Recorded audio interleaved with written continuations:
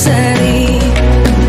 Kita belajar Pancasila, kita bernafas dalam sila-silanya. Kita belajar Pancasila, ayo kita jaga untuk Indonesia.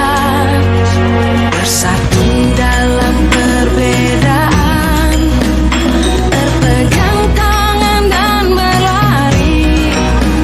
Singkirkan egomu, oh kawan, demi negeri ini. Jadilah generasi emas, cerdas berkarakter itu kita. Berjuang dan harus berani, kita terus torehkan prestasi.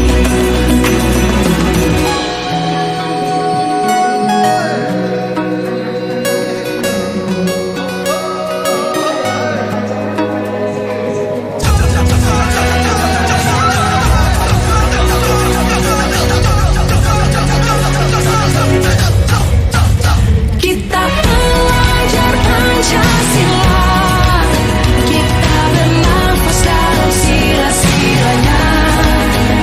Kita belajar Pancasila, ayo kita jaga untuk Indonesia.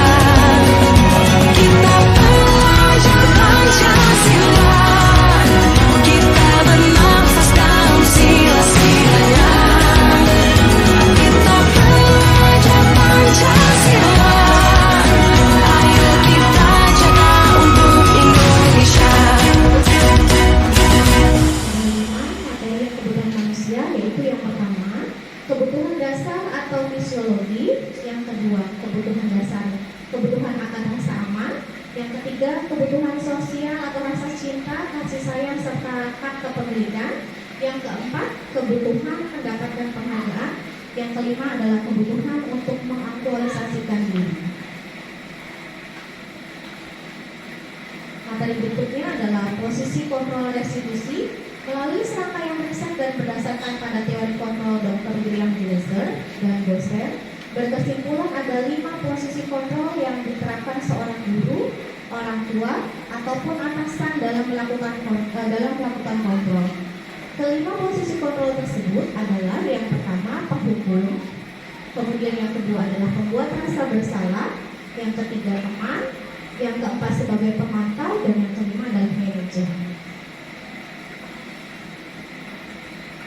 Berikutnya yaitu keyakinan kelas. Keyakinan kelas merupakan sebuah nilai-nilai kebajikan universal yang telah disepakati secara tersirat dan tersurat, lepas dari adanya latar belakang suku, negara, bahasa maupun agama, di mana keyakinan kelas dibuat secara bersama-sama dengan seluruh siswa yang mempunyai nilai-nilai kebajikan yang dapat dipercayai. Kemudian materi yang terakhir adalah segitiga restitusi, di mana ada pun langkah-langkah dalam menerapkan segitiga restitusi adalah 1.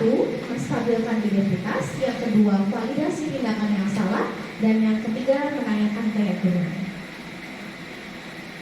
Adapun contoh-contoh penerapannya yang sudah diterapkan di kelas dan di sekolah SD Nusantara Jaya adalah perubahan paradigma belajar, di mana pembelajaran berpusat terhadap peserta didik. Setiap rancangan modul proyek harus melibatkan peserta didik sebagai sentral dalam kegiatan belajar. Ini adalah contoh diskusi kelompok, kemudian presentasi kelompok. Kemudian disiplin positif yang sudah diterapkan di sekolah, yaitu setiap hari Jumat adanya kultum, kemudian mendengarkan ceramah, ya, kemudian membacakan Asmaul Husna, membacakan surat-surat pendek, dilanjut dengan sholat duha berjamaah.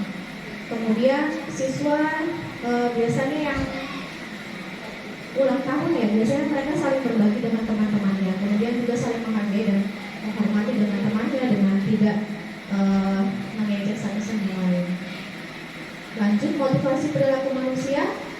Biasanya dalam sebelum proses pembelajaran ada ice breaking dulu untuk anak-anak. Kemudian kalau ada yang tidak fokus, yang belum fokus untuk pembelajaran, ada konsekuensinya, yaitu maju ke depan untuk menyanyikan lagu nasional atau lagu daerah seperti itu. Kemudian kebutuhan dasar manusia, di mana sekarang itu harus proses pembelajaran itu harus menyenangkan, ya, aman dan menyenangkan bagi siswa. Posisi kontrol restitusi yaitu guru juga bisa sebagai pemantau, teman, dan manajer, di mana untuk yang direalisasikan adalah sebagai manajer. Keyakinan kelas 6A yang sudah dibuat, kesepakatan bersama yang sudah dibuat oleh kelas 6A yaitu 1. Membuang sampah pada tempatnya.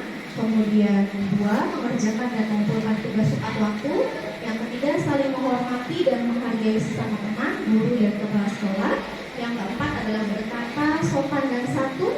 Yang kelima, mengerjakan piket kelas dengan tanggung jawab. Dimana kalau mereka tidak menjalankan keyakinan kelas tersebut ada konsekuensinya, ya, bukan hukuman ya Bapak Ibu. Kemudian yang terakhir adalah segitiga restitusi.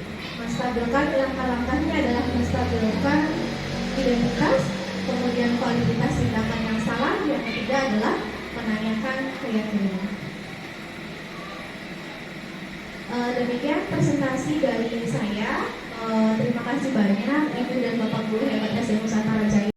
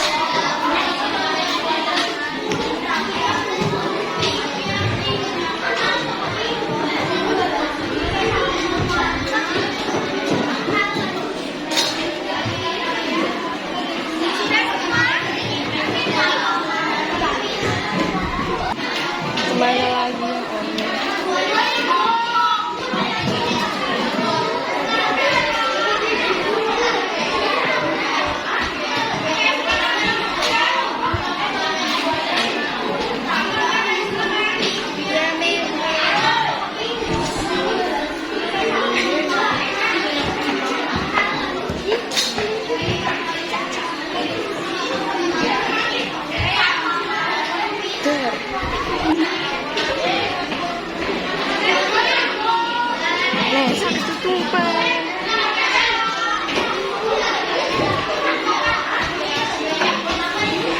Pegali.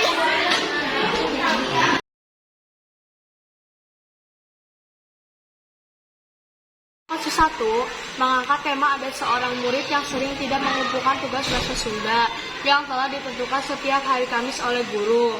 Untuk mengatasi kasus tersebut, saya memanggil siswa tersebut ke kantor pada saat selesai pembelajaran, dan siswa yang lain telah pulang, di mana lokasi tersebut cukup kondusif dan tidak banyak siswa lain di jam tersebut, sehingga tidak mematahkan mental siswa tersebut.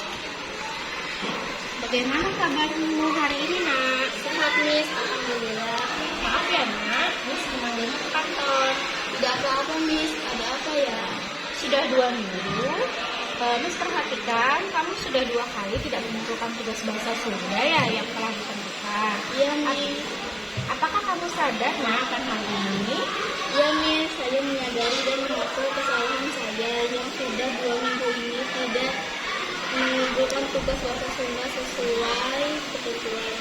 Sebetulnya kejadian ini bukan kamu saja yang melakukannya. Ada juga beberapa temanmu yang tidak mengumpulkan tugas bahasa Sunda. Tetapi hanya satu kali. Mereka pun setelah Miss ingatkan segera melaksanakan apa yang menjadi kewajiban siswa di sekolah ini. Begitupun dengan kamu, sudah Miss ingatkan, tapi masih saja tidak mengumpulkan tugas bahasa Sunda. Berbuat salah itu wajar, Nak, tetapi tidak melakukannya berulang ya. Semua itu adalah hak masing-masing murid untuk melaksanakan kewajibannya.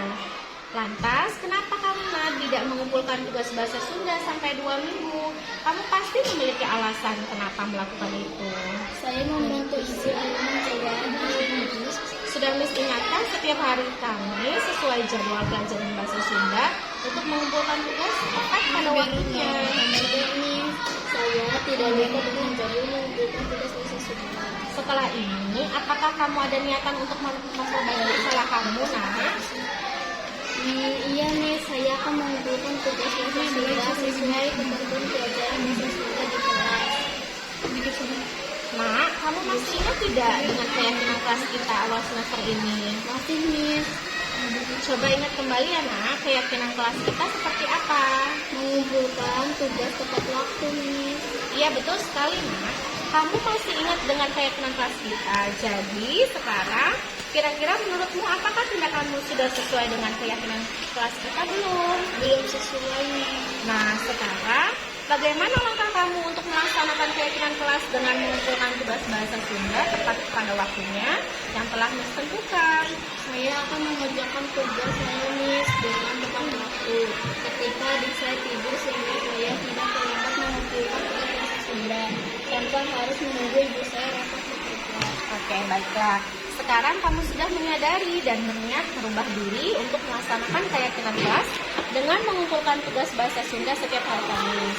Miss harap kamu tetap melaksanakan kewajiban ini secara terus-menerus, karena menunaikan kewajiban bukan sekedar melaksanakan, tapi ada nilai dan kelebihan yang akan kamu dapatkan, yaitu budaya positif berupa disiplin diri yang kelak akan bermanfaat untuk masa depanmu.